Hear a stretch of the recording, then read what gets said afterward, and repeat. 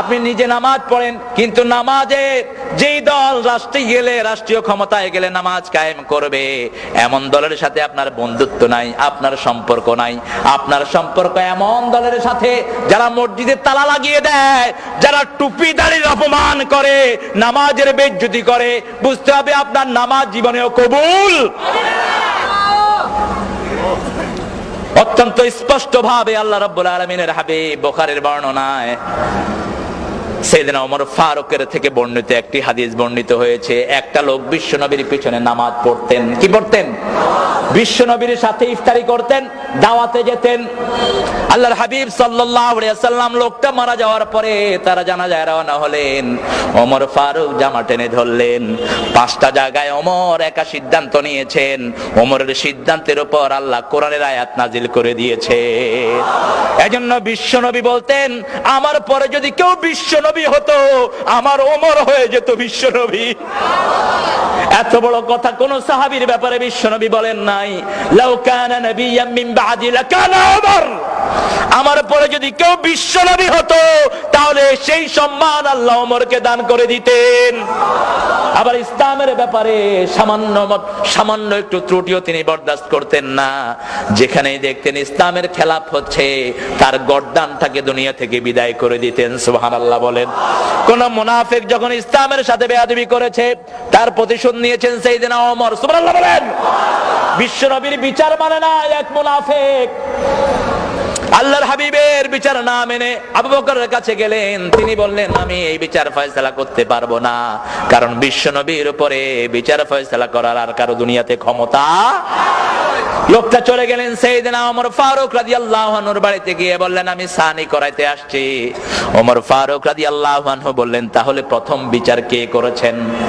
ওই লোকটা বলল, প্রথম বিচার করেছেন মুহাম্মদ সাল্লাল্লাহু।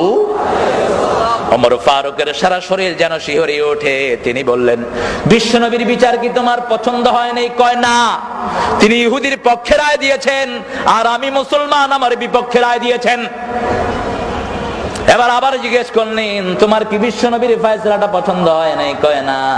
কি করতে চাচ্ছ? কয়, ওমর আপনি একটা ফয়সালা দিয়ে দেন। ওমর বলেন, একটু বসো, আমি ফয়সালা দিতে হলে একটু ভিতরে যাওয়া লাগবে।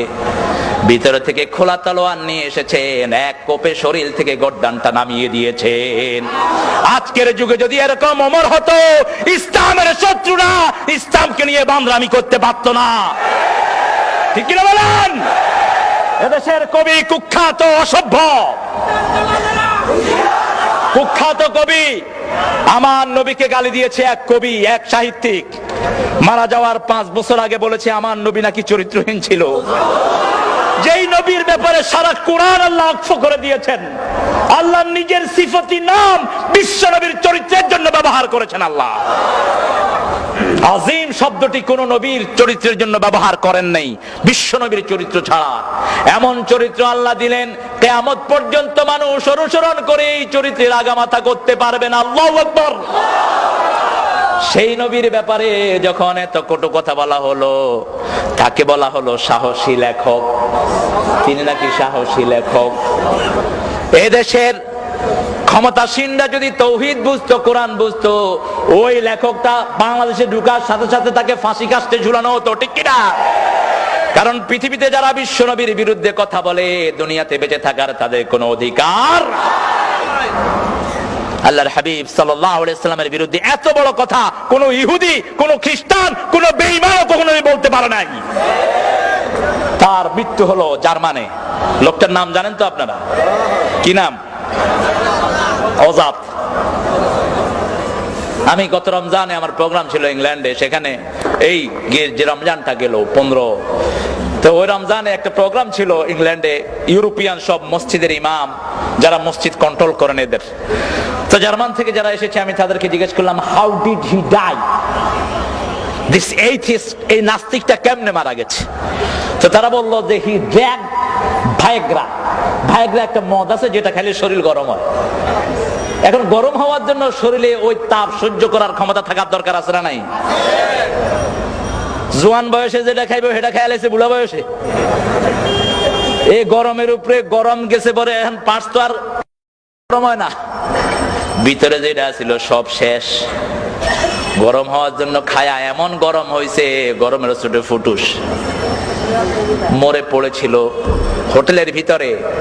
এরপরে ঢাকা বিশ্ববিদ্যালয়ের মসজিদের ইমাম সাহেবকে ফোন করা হলো যে লাশ আসতেছে, হুজুর আপনাকে জানাজা পড়াইতে হইবে। হুজুর যখন টের পেলেন যে লাশ আসতেছে, হুজুর গিয়ে উঠছেন বাড়ি। এরা ফোন করলো তার বন্ধুরা, সাহসী লেখক বলে যারা তারে পরিচয় দিয়েছেন, একটা লোক ইন্না লিল্লাহ পর্যন্ত পড়ে নেই বেয়াদবের জন্য।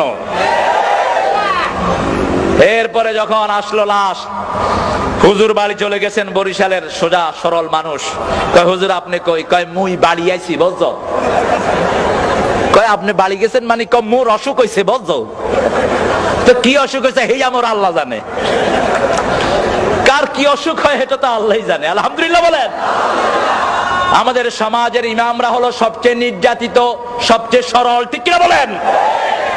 আমাদের দেশের ইমামদের মর্যাদা যদি আমরা ইমামের মর্যাদায় দিতে পারতাম, বাংলাদেশে ইসলামের অবস্থা আরো অনেক ভালো হয়ে যেত। ব্যক্তিত্ব সম্পন্ন কিছু ইমাম এখনো আল্লাহর জমিনে আছে না নাই? জানাজার জন্য গোসল হয়েছে কিনা আল্লাহ ভালো জানে, কারণ গোসলটা দিবে কে? যা খাটলিয়া ধরছে সব কয়টা নাস্তিক আর বেনামাজি, ঠেলায় পড়ে জানাজার নামাজের আয়োজন। এরপরে মুয়াজ্জিন সাহেব ঘুমানো ছিল, মুয়াজ্জিন সাহেবেরা ডাইকা উঠাইছে, উঠ নামাজটা পড়। নামাজ পড়ানোর পরে ইমাম সাহেবরা ধরলো যে নামাজ পড়ালি কেন? কয় কি পড়াইছি আমি জানি, আমার আল্লাহ জানে। বিশ্বনবী জানাজা পড়েন এক লোকের, কে পড়েছেন? বিশ্বনবী। ওমর জামা টেনে ধরলেন, আল্লাহর হাবিব বললেন আখতানিনি আল্লাহ। ওমর বললেন ইয়া রাসূলুল্লাহ, এই লোকটারা জানাজা পড়ায়েন না। ওহুদের জিহাদে পিছন থেকে লোক নিয়ে ভেগে গেছে, কত বিভিন্ন ভাবে আপনাকে কত কষ্ট দিয়েছে, মুসলমানদের জাতীয় দুশমন ছিল এই লোক। আল্লাহর হাবিব বললেন আমার আল্লাহ তো আমাকে এখনো নিষেধ করেন নাই। বিশ্বনবী তারা জানাজায় দাঁড়ালেন, এত লম্বা দোয়া পড়লেন, নিজের মুখের লালা দিলেন তার মুখে, নিজের জামা মুবারক তার কাফনের জন্য দিলেন। আল্লাহ বললেন নবী, একবার না দুইবার না 70 বার যদি লাউ তাস্তাগফিরুনা 70 মাররা লান ইয়াগফিরাল্লাহু যুনুবা, যদি 70 বার তার জন্য আপনি মাপ চান, আল্লাহ তার জীবনের গুনাহ মাফ করবে না। কারণ নামাজ পড়তো আপনার পিছে, সব করতো আপনার সাথে, কিন্তু তার নেতা ছিল মুশরিক। নেতা ছিল কে?